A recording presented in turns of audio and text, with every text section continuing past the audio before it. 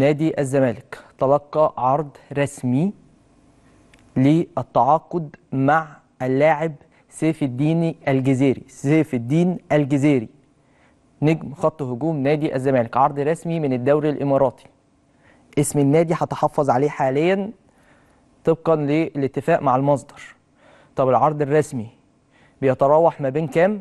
بيتراوح ما بين ال 2 مليون دولار وال 2.5 مليون دولار، 2 مليون دولار و 2 مليون و500 ألف دولار. عرض رسمي تلقاه نادي الزمالك.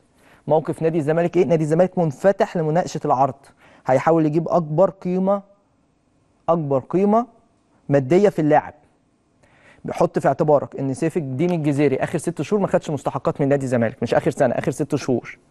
اللاعب يحق ليه انه يروح يفسخ عقده في الاتحاد ويروح فري للدوري الاماراتي، بس اللاعب لحد دلوقتي مش عايز يعمل كده.